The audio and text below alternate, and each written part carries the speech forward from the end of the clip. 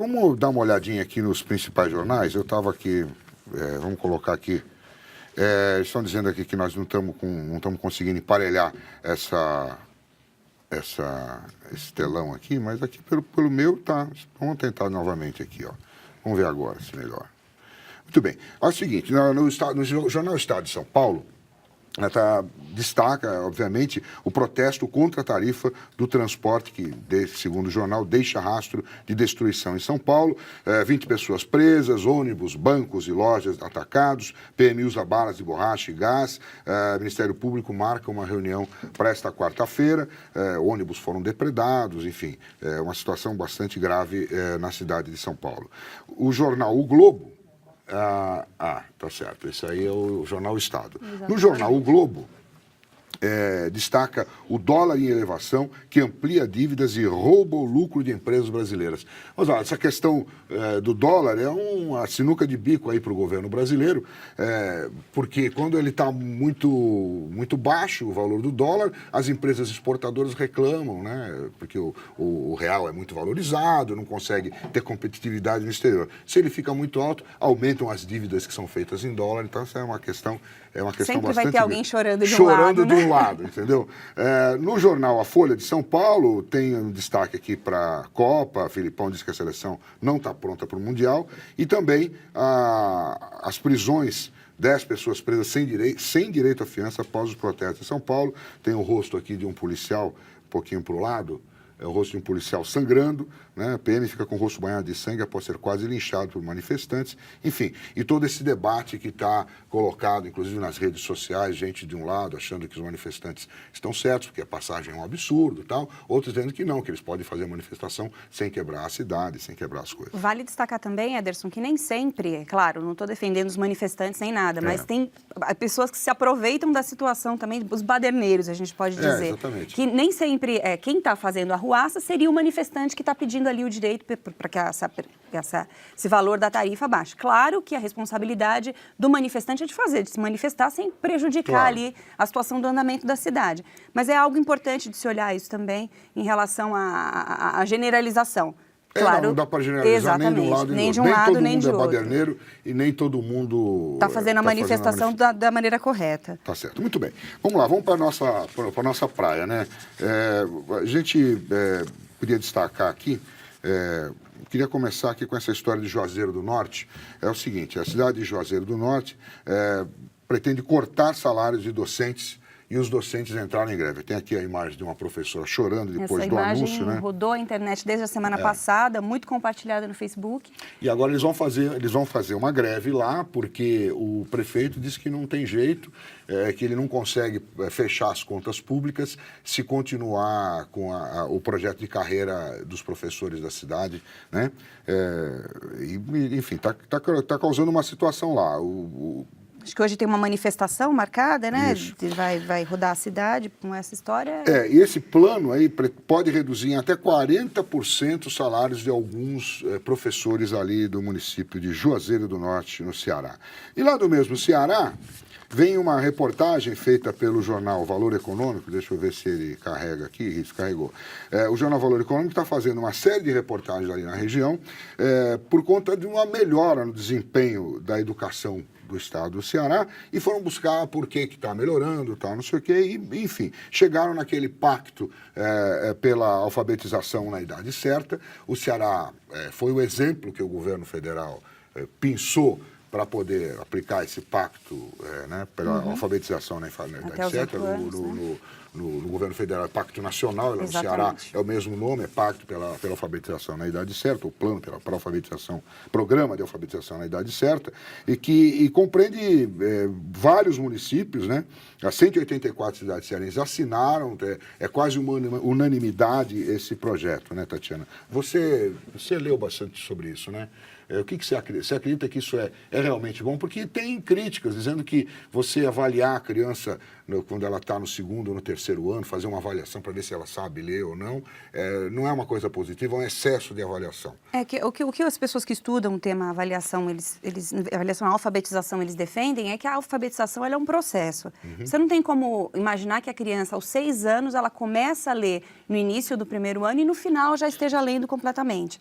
Então, assim, eu acho que um plano, um objetivo, todo mundo tem que ter. Até porque outro dia eu ouvi uma professora dizendo, você quer que seu filho leia até os 8 anos? Quero. Por que a criança da escola pública não pode ler até os 8 anos? Então, uma coisa que a gente faz é a gente pensar um pouco, mas existe essa questão do processo. Acho que a avaliação, e os especialistas defendem isso mesmo, é que a criança inicia o processo de alfabetização e de letramento na educação infantil.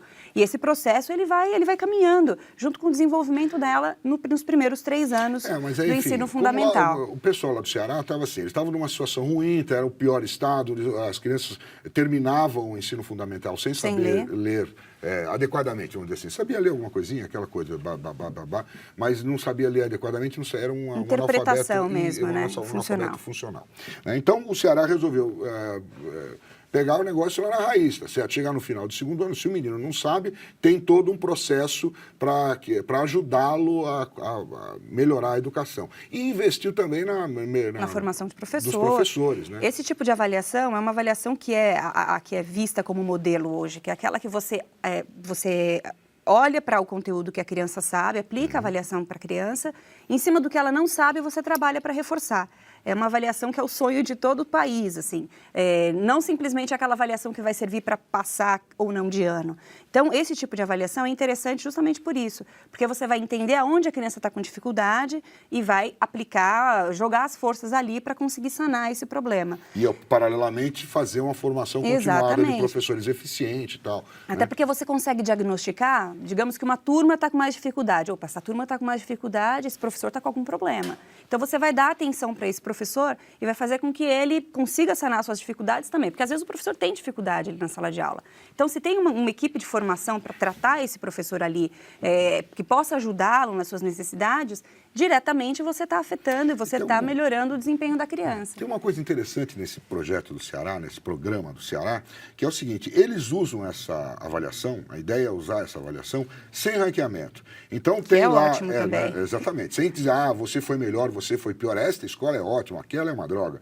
Mas as escolas, elas são informadas do que aconteceu com a sua avaliação, onde está o problema, em que classe está o problema. Então você vai direto no aluno, na turma. Dados, exatamente, você vai no aluno, na turma, no professor, de repente é o professor. Se tem uma turma inteira com problema, você tem o problema está em quem está passando. Em quem está passando a informação. Agora, se são 2, 3 alunos, vamos investir naqueles alunos, ver se eles melhoram. Então, é uma forma de você usar a avaliação sem essa coisa do ranqueamento, dizer, esta é melhor, aquela é pior, vou colocar meu filho nessa escola, porque essa top, daqui é top.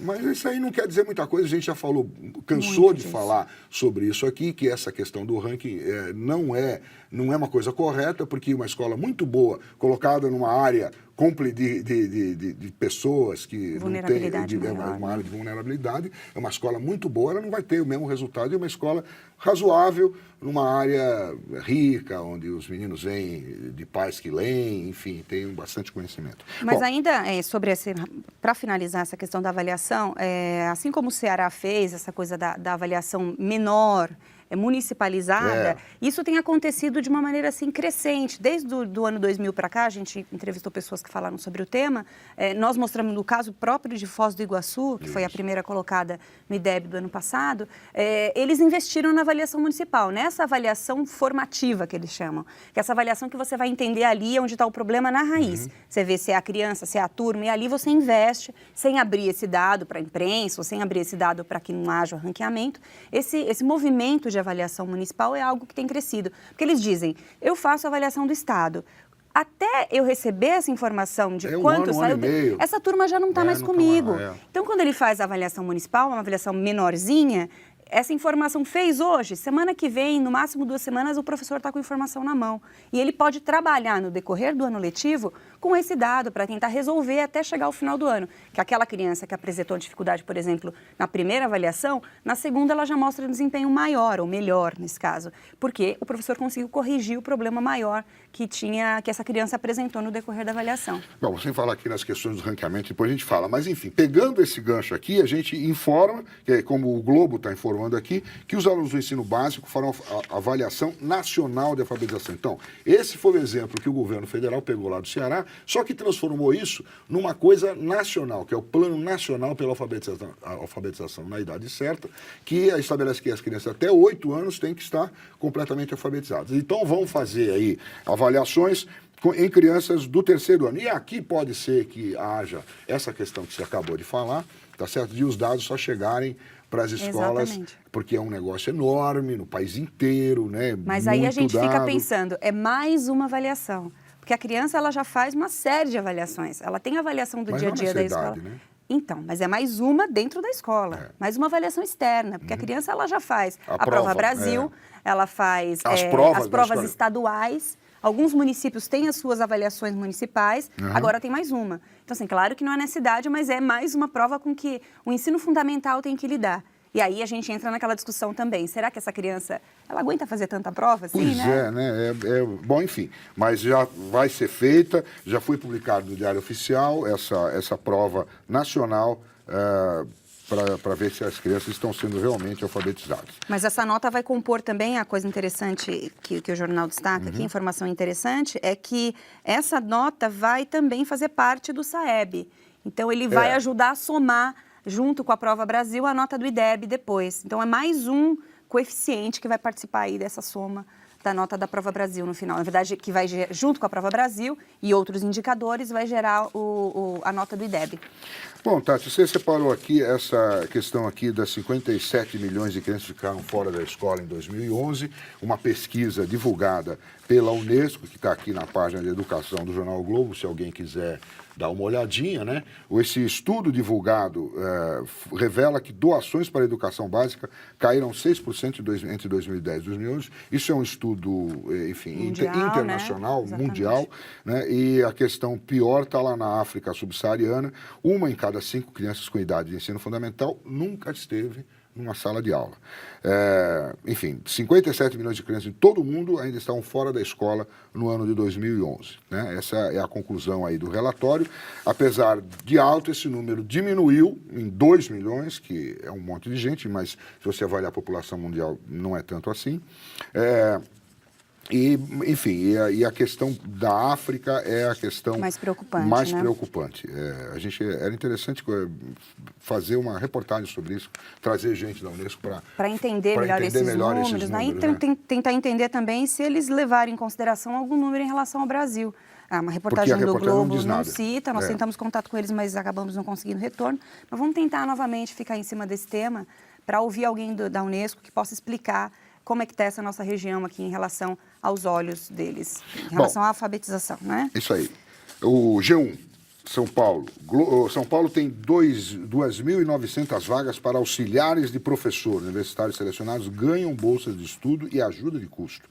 Tem uma lista de faculdades, né? Então, ou seja, o rapaz que está estudando, estudantes matriculados em cursos presenciais de letras ou pedagogia de universidades conveniadas com o governo do Estado de São Paulo, vai poder concorrer a uma dessas 2.900, quase 3.000 vagas para alunos pesquisadores, para ajudar professores no ensino fundamental. Na verdade, estágio, exatamente. Né?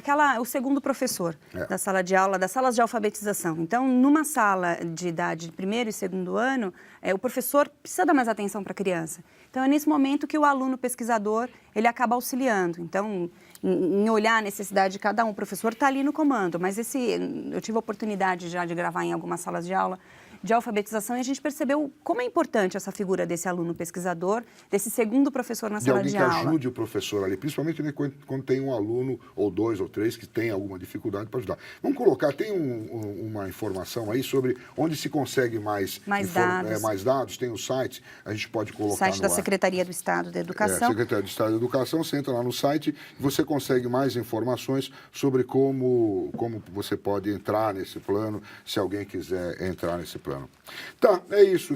Tem mais alguma coisa que você queria destacar, Tatiana? Não, eu acho que é isso mesmo. É interessante, eu acho que para o aluno de pedagogia e para o aluno de letras, ainda voltando a essa história do professor auxiliar, da sala de alfabetização, do ler e escrever, é uma ótima oportunidade para entender como é que funciona o dia a dia de uma escola, principalmente de uma sala de alfabetização, que tem as suas particularidades.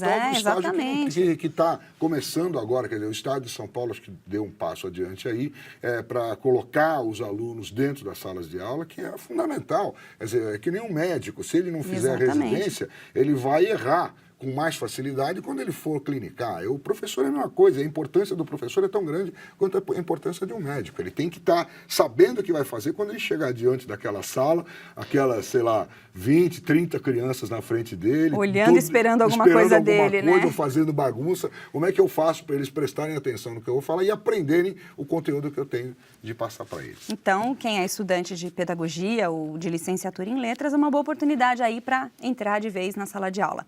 Acho que com isso a gente encerra o nosso Estúdio Univesp de hoje e amanhã a gente está de volta aqui às 9 da manhã. Até lá. Obrigada, Ederson. Tchau. Até a próxima.